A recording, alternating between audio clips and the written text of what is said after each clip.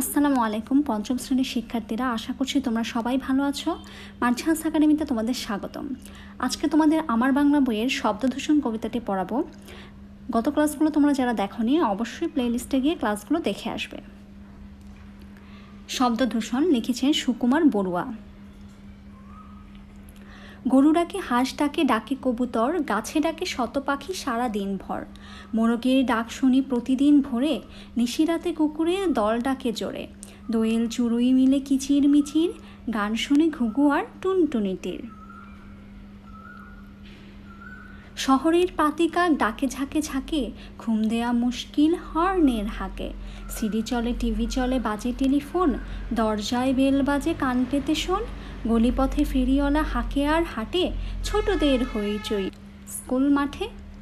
পল্লীর সেই সুরে ভরে যায় মন, শহরে জীবন জ্বালা শব্দদূষণ।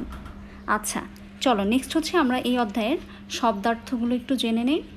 নিশিরাত, গভীর রাত, কিচির মিচির, পাখির ডাকাডাকির আওয়াজ, ফেরিওয়ালা, রাস্তায় বা বাড়িতে ঘুরে ঘুরে যারা জিনিসপত্র বিক্রি করেন।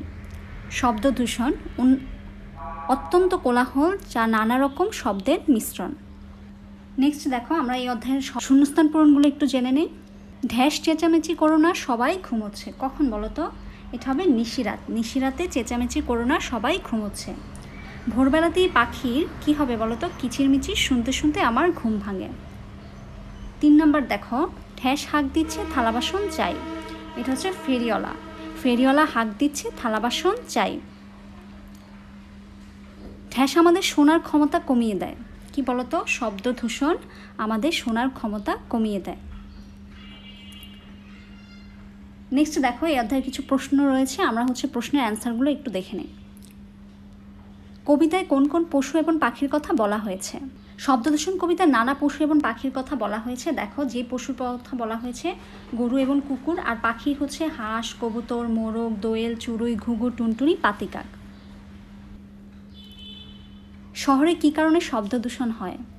শহরে নানা কারণে শব্দদূষণ ঘটে, যেমন ঝাঁকে ঝাঁকে পাতি, কাকের উচ্চ স্বরের ডাক, গাড়ির হর্নের শব্দ, সিডি, টিভি, টেলিফোন, দরজায় বেল, ফেরিওয়ালার ডাকের শব্দ, বিদ্যালয়ের মাঠে ছোটদের হইচই ইত্যাদি। কুকুরের ডাক আর পাখির ডাকের মধ্যে কোনটি তোমার ভালো লাগে, কেন? নেক্সট দেখো, কুকুরের ডাক আর পাখির ডাকের মধ্যে পাখির ডাক আমার ভালো লাগে। পাখির ডাক সবার ভালো লাগে, তাই না? ভালো লাগার কারণ, কুকুর খুব জোরে কী করে? চিৎকার করে ডাকে, তাই না? যা শুনতে খুবই ভয় এবং বিরক্তি লাগে। কিন্তু পাখি গাছের ডালে বসে মনের দুঃখে খুব সুন্দর করে কিচিরমিচির শব্দ করে। এই শব্দ শুনে ভয় না লেগে আনন্দ লাগে। তাছাড়া পাখির ডাক শুনতেও ভালো লাগে। শব্দদূষণ ঘটায় না। পাখির ডাকে এক ধরনের সুর থাকে যা আমার মনে আনন্দ এনে দেয়। এসব কারণে পাখির ডাক আমার ভালো লাগে। গ্রামের মানুষ কোন পাখির ডাক শুনে ঘুম থেকে উঠে? গ্রামে দিনের বেলায় প্রায় সবসময় নানান পাখির ডাকের শব্দ শোনা যায়। এগুলোর মধ্যে মোরগ, হাঁস, কবুতর, দোয়েল, চড়ুই, ঘুঘু, টুনটুনি হচ্ছে অন্যতম।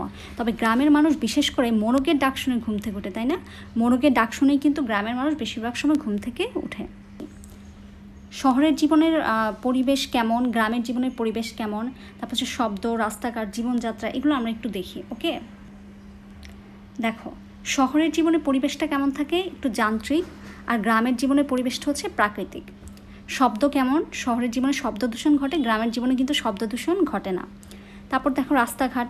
শহরের রাস্তাঘাট থাকে পাকা এবং প্রশস্ত, অপরদিকে গ্রামের রাস্তাঘাট থাকে কাঁচা ও সংকীর্ণ।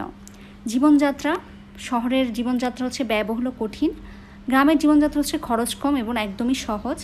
হাটবাজার বেশি থাকে শহরের জীবনে, কিন্তু গ্রামের জীবনে কি থাকে? কম থাকে। গ্রামে খুবই কম থাকে।